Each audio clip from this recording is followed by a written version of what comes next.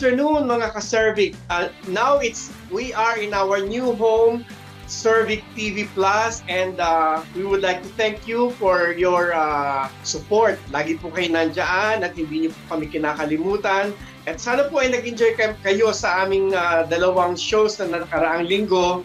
And nandito na naman po kami, si Henry and Radora, na handang maglingkod sa inyong lahat upang iparating ang pagkakaroon ng awareness to end cervical cancer. And this afternoon, being the Mother's Day celebration, is going to be very, very special because we have a very special guest. But before that, I would like to introduce to you my co-host every Sunday, Mr. Ronnie Cerquina. Ronnie? Yes, hello. Good afternoon, Henry. Good afternoon, mga ka-Cervic. Wow, napaka-exciting nitong hapon na to. Ako din, sobrang na-excite. Medyo nag-practice ako, Henry. Ako nga rin, this is going to be very difficult for us because our very special guest, we will have to ask her only in English. So, we're going international. Yeah, going international. And we are really very, very fortunate to have her with us this afternoon. By the way, happy Mother's Day to your wife, Pam. Yeah, thank you. Happy Mother's Day to all the mothers out there, sa mga nanay, sa mga amang nagiging nanay, sa mga walang anak pero nanay pa rin sa kanilang mga sa mga ibang tao. Happy Mother's Day. Happy Mother's Day. So, at this point, we would like to introduce to you our Mother's Day special guest. That she is the founder and CEO of Afro Multimedia. She is also an advocate to end cervical cancer, and that would, mind you, worldwide. So it is our pleasure to introduce to you the famous lady from Zambia, Miss Karen Nakawala. Good afternoon. Hello, Hi, good afternoon. Miss Karen. Hi, how are you? Good. I'm starstruck. Yeah. Guys, she is a celebrity in Zambia, and you know she found time. She found time for us in Cervic TV Plus. By the way, Miss Karen, this is our new home. This is Cervic TV Plus. Yes. Oh, well done. Well done. Yeah. Well done. We've created a new page for Cervic TV, and we'll be featuring a lot of things here on Cervic TV Plus, apart from, of course, the cervical cancer awareness campaign that we are rolling out and still going. A lot of things will be happening here. And we're glad that you're part of it. Yeah. It's our second week. I am humble. Yeah. It is actually our second week in celebrating our Cervical Cancer Awareness Month in the Philippines, and this is also Mother's Day special. So happy Mother's Day, Miss Karen. Happy Thank you so much. Thank you. Thank you. And happy Mother's Day to all the mothers in Philippines.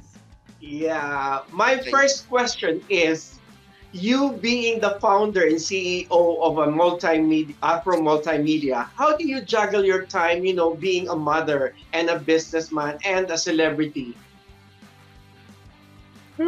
Celebrity.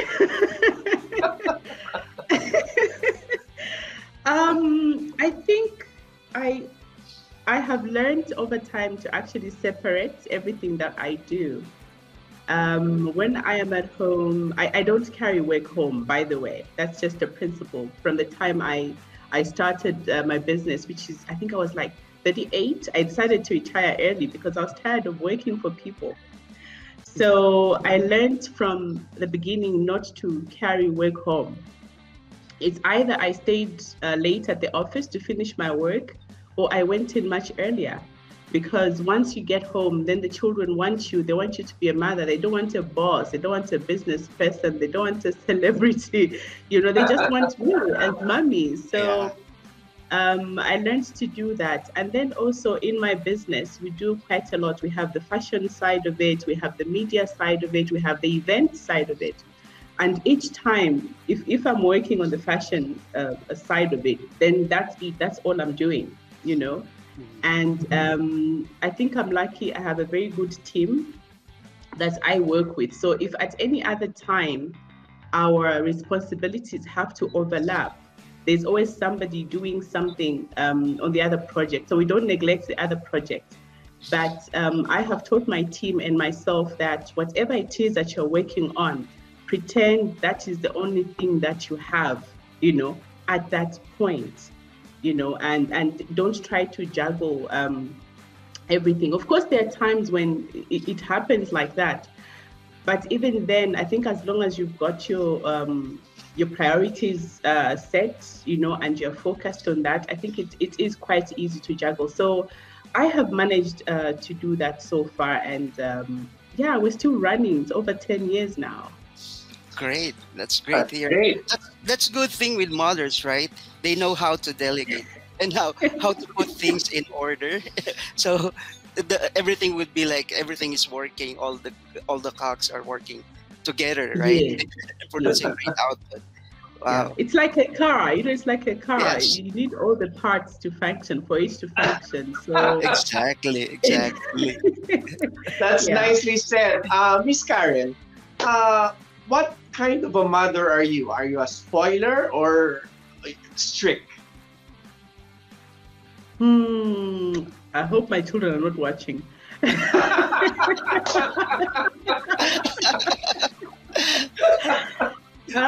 I think, I've heard my older daughter say that I'm a very easy mother, okay?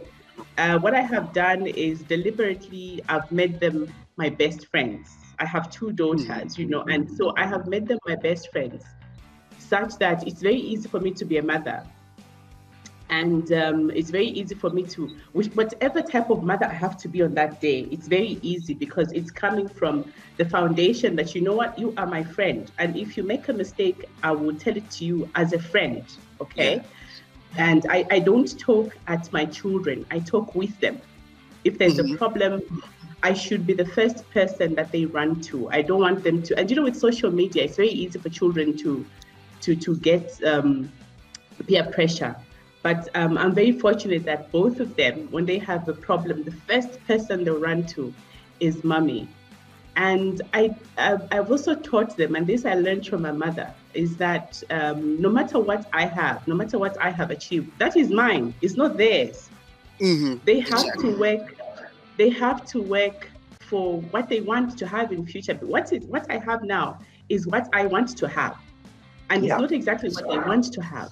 So they have to work for it. In as much as mommy can, afford to take them to good schools, can afford to take them on holidays, out of the country every year, except for last year and this year because of COVID. Every year we go to a different country for a holiday. But I just try to teach them to be very independent. And they are lucky that they actually get exposed at a very early age. I'm hoping that with this, nothing is going to excite them, when they grow up, because they have to learn that whatever it is that we're doing now, mommy has to work very hard for it. And so even they have to know that they have to work very hard. If you don't give me good grades, you don't get a birthday present, you don't get a Christmas present, you don't get to go on holiday. So they know that they have to meet me halfway somewhere, I work hard, I bring in the money, they have to give me good results. Unfortunately, the older one now is working. She's my older daughter is a psychologist, and she's now working for a project under the USAID, and she's living in another town now. So I'm just left with the younger one, and I can see a lot of what I have taught her, in the way that she carries herself, even at work. She's very disciplined, and she knows nothing is going to come easy. Even for her to move up the ladder, which she's doing, is because she's working hard. It's not because mommy knows somebody and she has to pick up the phone to call somebody for a favor. No, she works hard. So we laugh a lot. I love to laugh. We love to joke. They know that I'm mommy at the end of the day, but I've made it so easy such that it's very easy for them to approach me for anything. So that's the kind of mommy that I am. Yeah, I think, Ronnie, that's a very modern mom, treating her daughters as friends, but at the same time, she still imposed that I am your mother at the end of the day. So we may be like this, laughing together, but still you have to maintain the respect. And Miss Karen also respects the ideas that of her Exactly. children, right? Oo. Exactly, and of course, what she's saying, what I get from it is, she's saying that whatever I achieve, it's of my own doing, right? Yeah. I may share it with you if there are like if there would be something from it, but Absolutely. it's Yeah. my own doing. So you do yours, Yeah. but of course you're Yeah. always there to support them, right? Oh yeah. Speaking of Perfect. your children, speaking of your children, Miss Karen, what do you think? What percentage of you is your children? How much of a Sorry. Karen? How much of a How much Karen of are a you? Karen? Okay. I think both of them have a lot of me. Especially the younger one. The younger one they're both very artistic in their own right. But the younger one is a go-getter, and she's very expressive. She's an extrovert, just like mommy. Whilst the other one, the older one, is also an artist, but is an introvert. So you find for her, she loves to sit and do her sketchings and her drawings and her paintings, whilst the other one is wants to be on stage. So every fashion show that we have, she actually opens the show for us, and she wants to do her singing, she wants to do her dancing, and she's got a very wacky sense of humor. So I think both of them have that. And then what they both have also is that they both like to work with people. I have noticed that they always want to jump in to help somebody, and I think that is why my daughter even does what she does, because she's counseling young girls, especially those that are sexually abused, Mm. from HIV backgrounds. That's what she's doing, and that is a lot like me, and also a lot like my mother too. Mhm. So Oh. they both have some Karen in them. Yeah. Uh-huh. That's very nice to hear. Now we have heard Miss Karen talked about her being a mother. Now I would like to know you being the mother of the company. You being the founder and CEO of a company. How are you as a boss? um, I think the same way that I treat my children is the same way that I have decided to treat. I actually work with girls. My team is all girls and one boy, and so to them I'm mommy. They never come to me as Miss Karen, only when we're in a meeting. Then they'll say madam, but in the office it's always mommy, and even them, our relationship has gone beyond the office. Uh-huh. They can come to my house and spend the week at my house. If I don't want to go out to work, they'll come here and work. And I'll tell you something, two of them, when I was going through my treatment, they actually moved and camped at my house, and they looked after me for about 6 weeks. That's the kind of Oh. relationship I have with them, absolutely. And also, I think it's because I don't micromanage them. I've been working with them for 10 years now. Since they were little girls, I think 16, 17-year-olds, and now they're women. So they've been mentored, and those that want have stuck with me full time, and then there are those that I have let go. They still do what they have to do, because we don't work like I'm in the office every day, but for them, they come in when we have a project. So they know in this month we have this project. So they come in and they start working. So I'm very flexible also with my time with them. So they're always coming back, and we're always together. You actually wouldn't know. You'd think we spend every day together. So that's the kind of relationship that I have with the girls in the office as well. Such that I know that even if I'm not able to do something, or if I can't attend a meeting, I'll just pick on one of them. I know their strengths, and I'll say, you know what, you go and attend that meeting, and they'll represent very well. So yeah, I think that's the kind of environment that I have created at the office. Great. I think Ronnie, they also have Very absorbed motherly, some. right? Yeah, they also. I mean, her workers or her employees also have absorbed some Karens in their Yes. lifestyles. Yeah, yeah, as Yeah. they're saying, you need to multiply yourself, right? Yes, right, Yes. right. Yes. Oh yes. Oh yes. Well, now, Miss Karen, we are aware that you are also a cervical cancer survivor. Mhm. Now, I hope you don't mind, since we are all advocates of ending cervical cancer. Mhm. Would you like to share us the very first time that you have heard about the news that you have a cervical cancer? How did you feel and how did you take it? Um, I remember that day. I remember it like it was yesterday. I was I was MC at the official opening of one of the biggest private hospitals in the country. So I was the master of ceremonies, and in the audience was the husband to my gynecologist. And then I hadn't been to see them. I hadn't been to the clinic in a very long time. So he walked up to me and asked why. And I said, no, that's because I'm not sick. So you only visit the clinic when you're not well. And he says, you've been saying you come and get cervical cancer screening. You haven't been. I said, you know what? Okay, I will come. And then he says, no, I'm making an appointment for you. I'm telling my wife that you're coming today.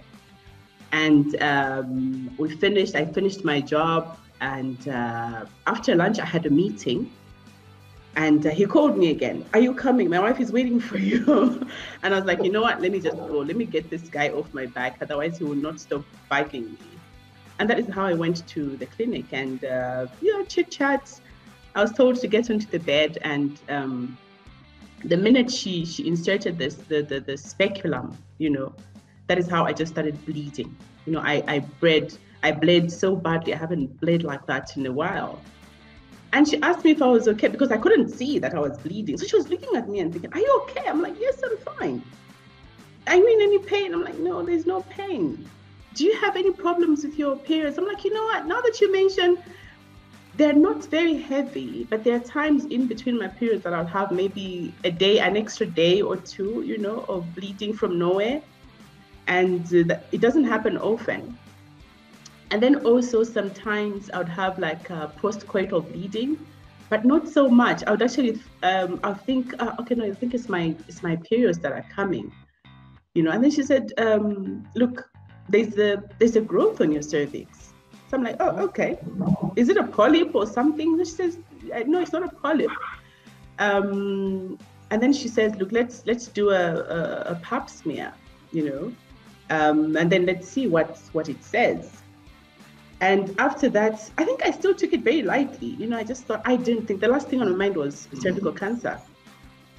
And she said, look, the results will come back in 7 days. So I'll let you know. But she told me, says, no, but if it's anything serious, like maybe cancer, don't worry, it will be okay. It's not so bad. And I was like, okay, whatever. And then 7 days later, she called me. I was driving home from work about 5 p.m. and asked me where I was. And I said, no, I'm going home.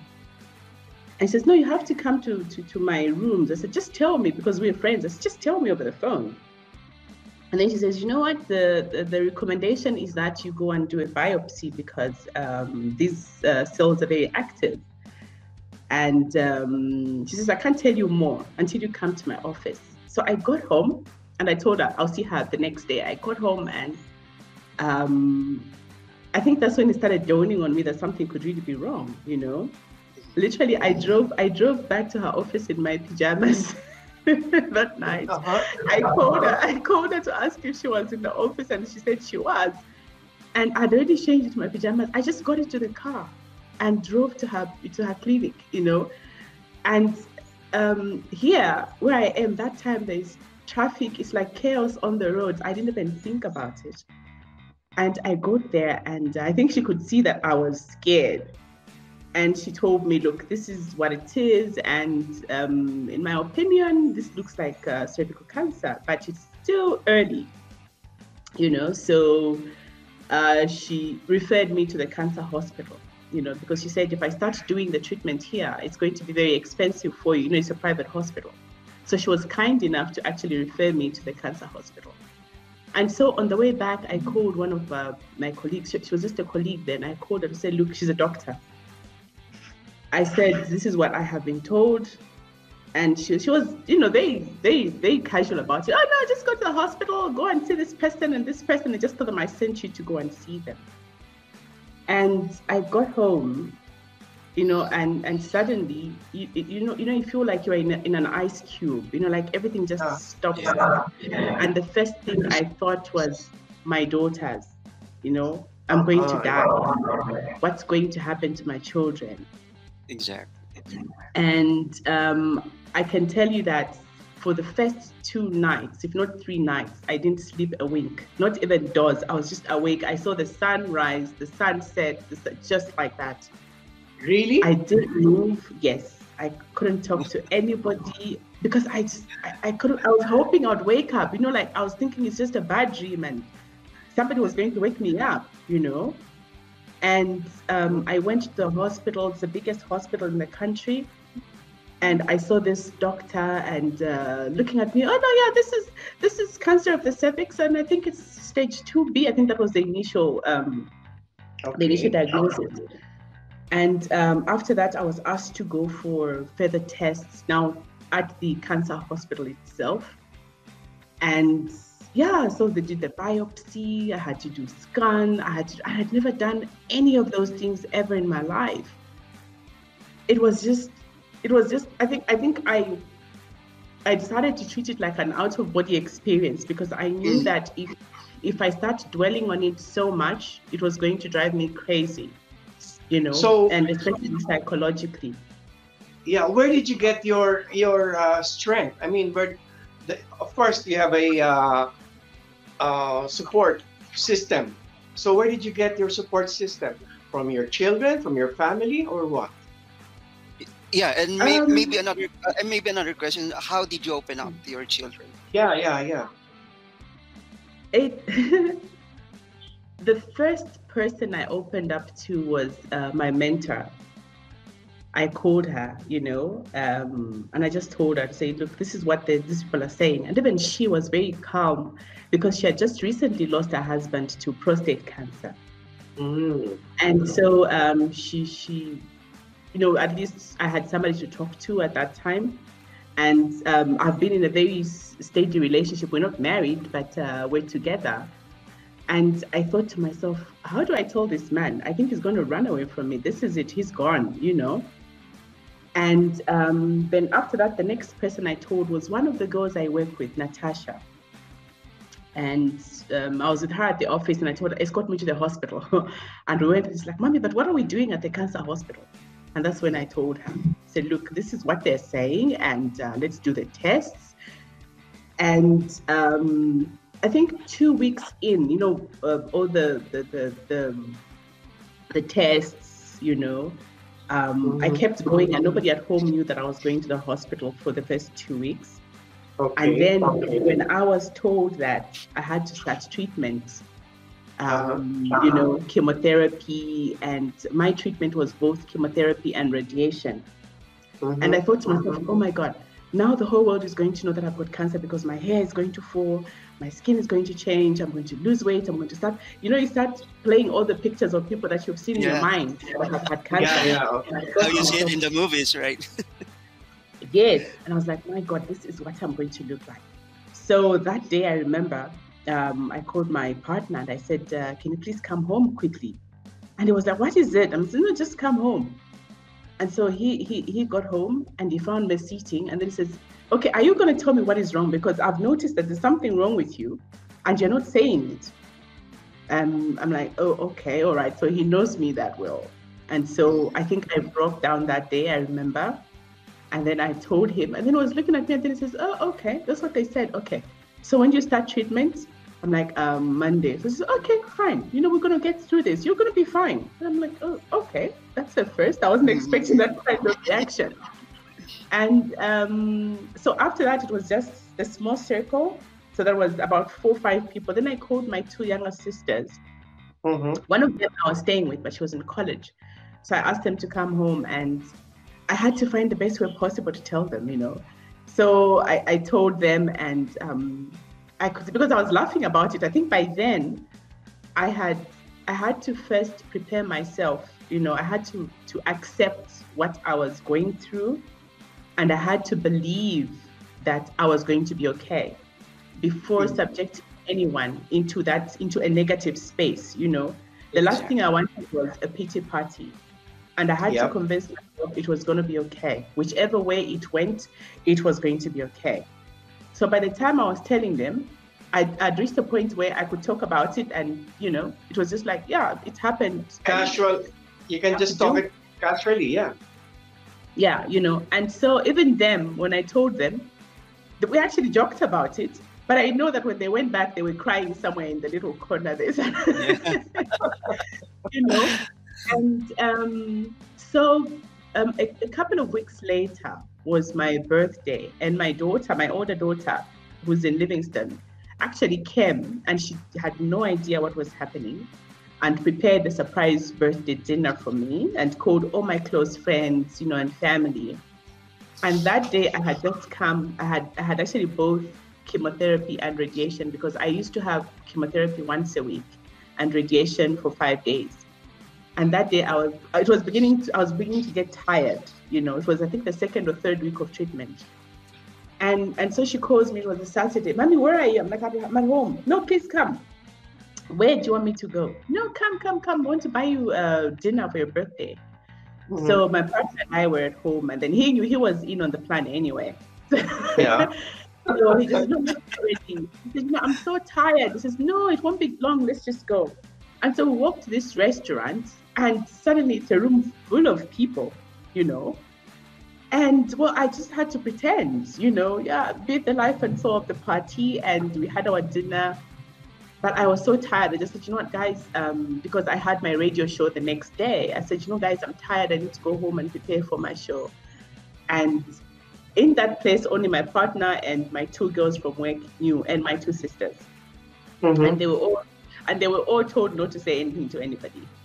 So that's how I went back home. And the next day I went to do radio. So my daughter was leaving the following day. She had to go back. And that's when I called her. I called both of them now to talk to them. And then she looks at both of them, look at me like, oh, mommy, please, come on. We've seen people with cancer. They don't look like you. Mm-hmm. So I'm like, oh, okay. This is probably a good thing, Just so they don't look like you. Look, yesterday at the party you were dancing, and, look at you, looking all nice and all dressed up.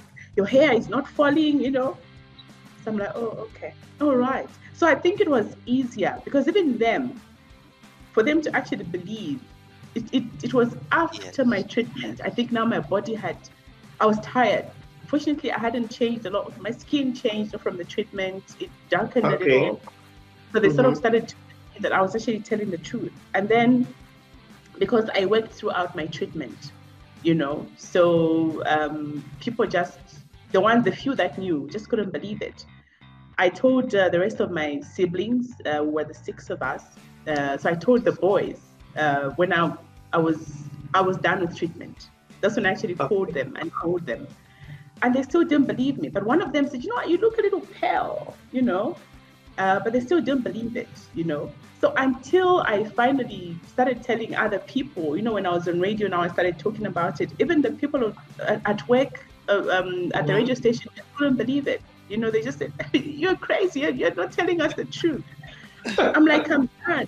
And then a week later, a month later, I had the biggest fashion event of the year. I do the Zambia Fashion Week. And it was the biggest event that we've ever had, I literally had my doctor. She was following me around backstage, asking me to sit down and take off my shoes because I love my high heels. So I don't know, but I think I'm happy I did it that way. Yes. Because I didn't get people to start pity partying me, Yeah. Yeah, when you tell somebody you've got cancer, all the people around you also get a cancer diagnosis, whether you like it or not. Exactly. Because the people that look after you, I think they suffer more because they're so helpless, And I'm lucky and fortunate that I never really got to that point where I was so helpless, where I couldn't do anything, where I couldn't walk, I couldn't work. And that is why I think it's so very important to go for regular screening, because if it is early, you will also be lucky and it can get treated quicker, and the treatment outcome is much better. So I think I'm glad I did it that way, that I only got to tell the rest of the world months after I had finished, because I think by then I'd also now come to believe that I'd actually gone through this thing, because I think there was a point where like I said, it was an out of body experience. I didn't believe it was happening to me, you know. I tried so hard to detach my emotional side, you know, from what was happening to me in order for me to be able to manage the process. But even then, I think I'm just the kind of person that is always, I always look out for positives in whatever happens in my life. You know, so many things. I've gone through a lot of stuff. You know, the world can be falling around me, but I think I'm one of those that be like, okay, it's falling. Okay, fine. Let's jump. Let's go on to the other side. You know, so I think it was easier because I had a positive mindset and attitude right from the start. So the support system, I had to support myself first before I could let anybody come in to support me, such that it was so much easier for them to know how to treat me. They were not walking on eggshells. And everybody, we life as normal. Of course, a lot of things changed. My surroundings had to be a lot more cleaner. You know, not a lot of people were allowed in my circle because obviously they tell you to avoid crowded places, you know. So things changed, but otherwise I think life carried on as normal. So my support system sort of just phased into what I already had, what I had already prepared my mind for. So it was easy for them as well. I see. So I prepared a safe landing for them. Yes. You see, Rani, Miss Karen reminds me of one of our interviewees. You know that she also exuded a positive attitude. You know, in receiving the news, and she draws her strength also from the family, and you know, the positivity started from herself. That believing that, hey, everything will be fine. Exactly. Yeah, that's the first thing that you don't want to do. It's for to have a pity party, right? You don't want it because you don't want the negatives to come in, right? And you need to choose the people who you want who you want to surround you, right? Because you want these people to like give you positive energy and not drag you down. And I could see Miss Karen has so much happy hormones. Yeah. Miss Karen, do you sing? Yeah, I should call that singing, yes. Oh my God! Maybe we will invite you in one of our episodes to give us a sample of singing, right, Ronnie? Yeah, we will. Yeah, actually, we will arrange that. I'm already thinking of like sending her a Tagalog song. Yeah, and let's see. It would be a challenge for you, and then let's see. Right? Oh wow! That would be Okay, great, right? Be good. I see that's a challenge. Yes. Anyway, it would come with a gown. So, when you felt better, that was the time that you advocate to end cervical cancer and being part of this World Health Organization's campaign, right? Yeah. Or you seek the advice of the doctor if I can advocate for this campaign, or it came voluntarily from yourself. You know what? Like I said initially, you know, when the news hits you, you stop thinking. You stop thinking, and the first thing I thought of, like I said, was I'm going to die, you know, and who's going to look after my children? And then eventually I realized that I thought like that because there was no representation in the cervical cancer sphere. You understand? Yeah. Yes. I have seen a lot of breast cancer survivors come up and say, oh, I'm a survivor, I had breast cancer, oh, I had this type of cancer.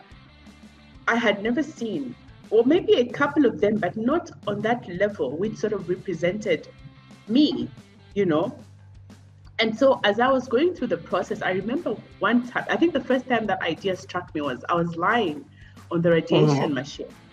And I was thinking to myself, I need to do something about this. I need to avoid as many women as possible to get to the treatment stage.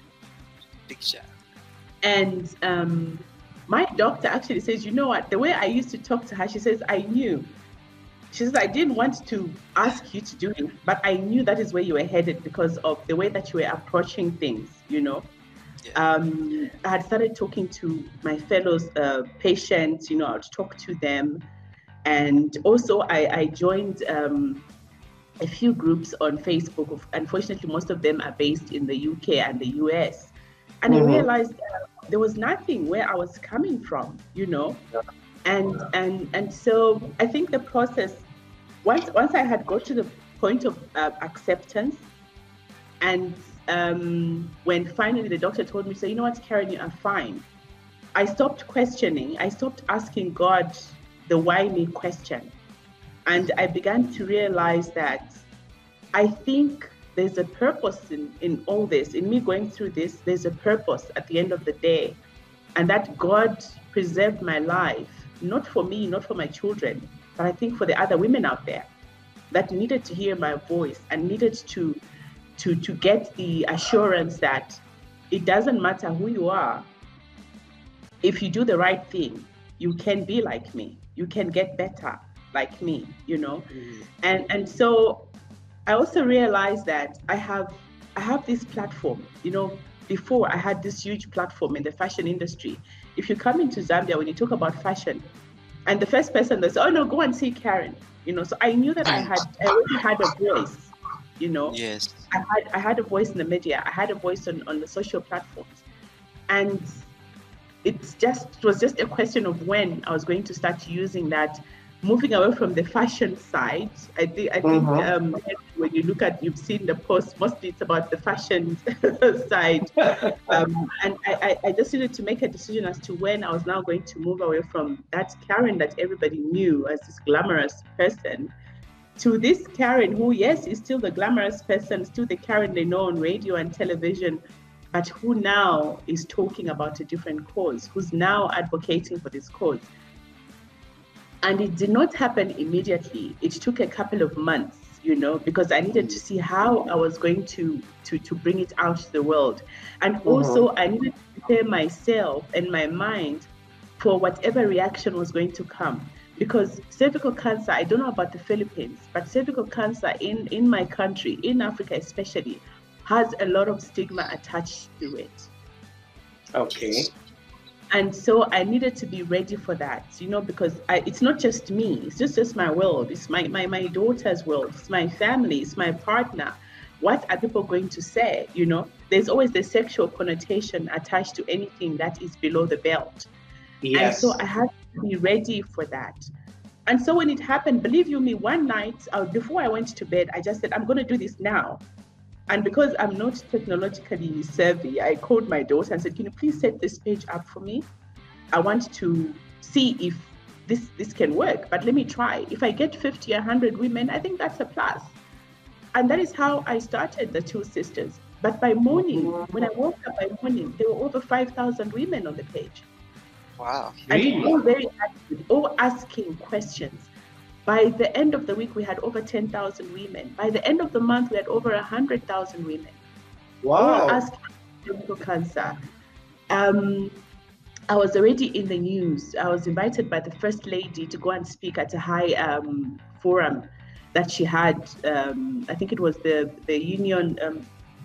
Who was that? I don't think WHO was there. There was Roche. The other one was UICC. Yeah. Yes, they're actually the one that has sponsored the meeting. And I just got a call to say, look, the First Lady wants you to come and speak at this high-level engagement. I was like, oh, okay, all right. So I'm doing the right thing. And so that is how my life just changed from then on. Oh my God. You know, suddenly I was getting calls from the WHO and all these other organizations. And look where it get you, right? It went beyond the African soils, right?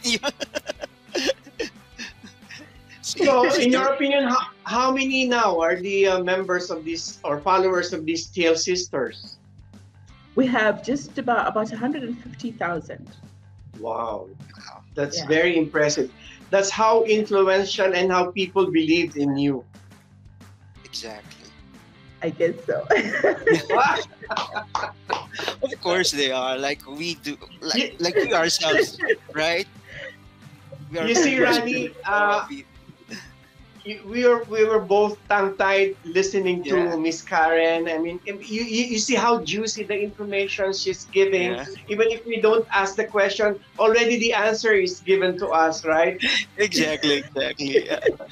That's It's that's the downside of interviewing somebody who's in the media, because exactly. Yeah, you right. don't stop talking. You're thinking of You like know, Miss what would be Karen. my next question because I don't want to get to have a dead air.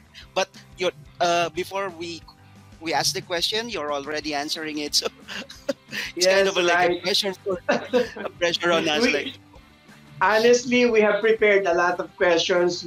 I confer with Ronnie. Ronnie, you have to ask this, and I have to ask this one. But just listening to you, oh my God, this question has already been answered. Well, Sorry. anyway, Miss Karen, now that you have survived this cervical cancer and you have already spread positivity to the person suffering from cervical cancer, uh, how would you like to be remembered as a woman, as a mother, and as a businesswoman as well?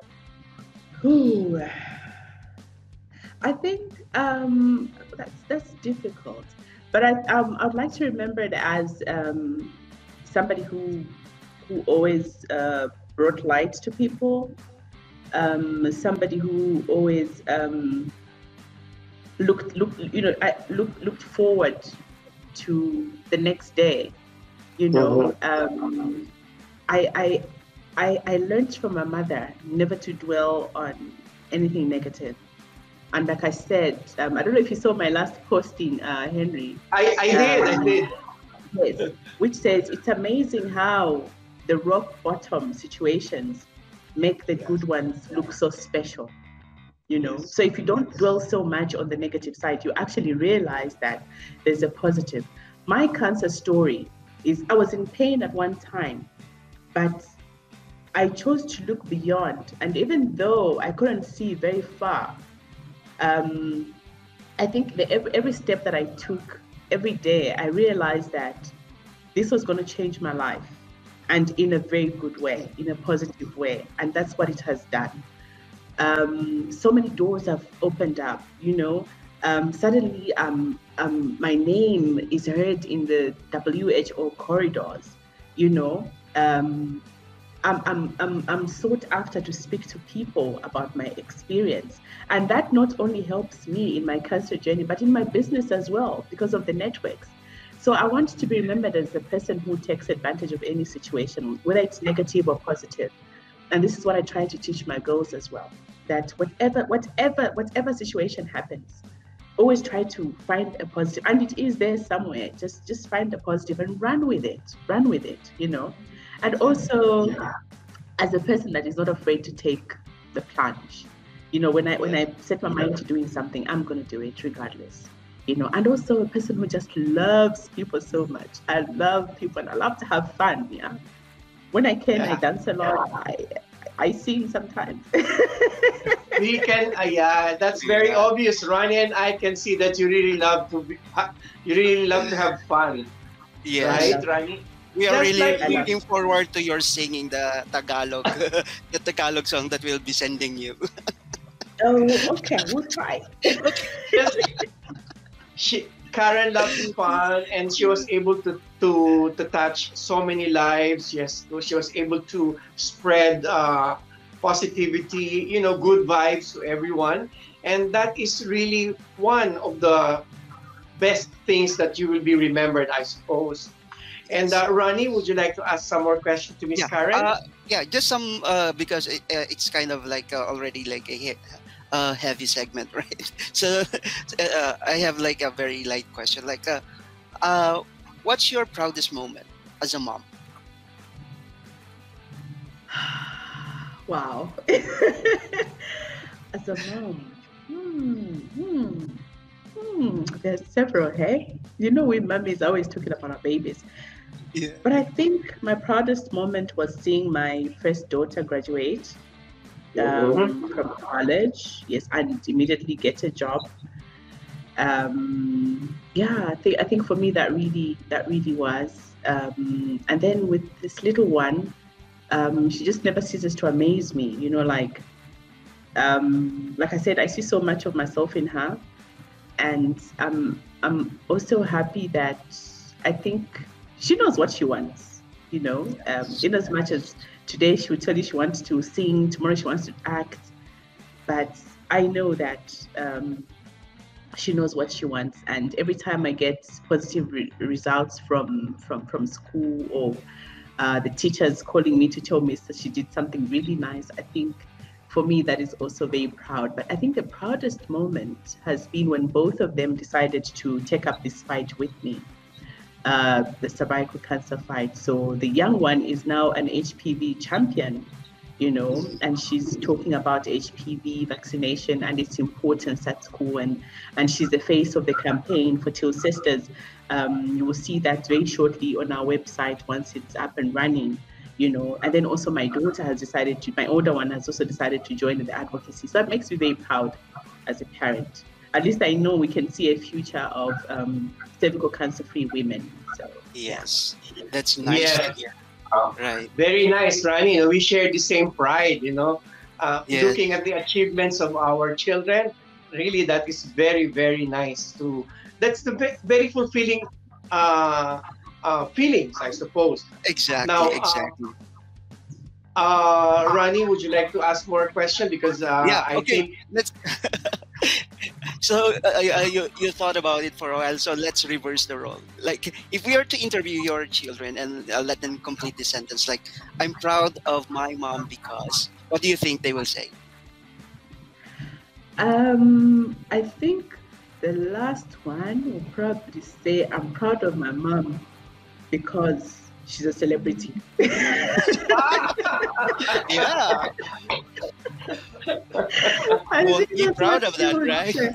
I think that's what she would say, because oh yeah, I know how much she loves her fashion, and I mean Yeah. she's always, I mean, like I said, at every show she's been on stage from the time she was I think the first show that I did, she was about 10 months old, and she was on that show. She literally crawled onto the stage. You know, she was dressed by one of the designers, and by the time she got to the end of the stage, she was sleeping. So she had to be picked off the stage, sleeping on duty. And I remember there was even a picture of her in the newspaper that came out. The model was sleeping on duty.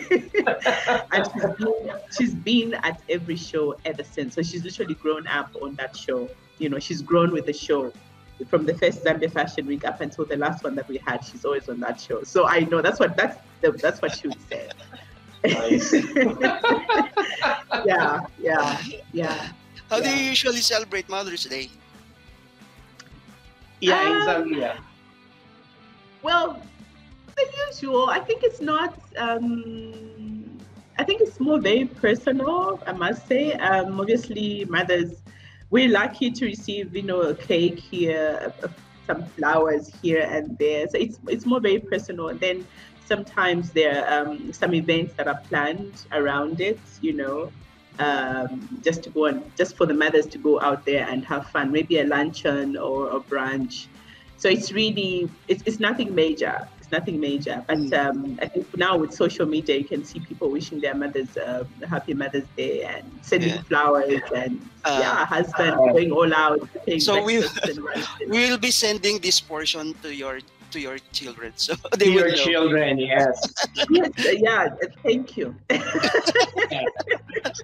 So that your being famous will again be felt by your children, because we are really very honored to have you here and gracing our show for the Mother's Day celebration for Cervic TV, or I Can Serve show here in new Cervic TV Plus.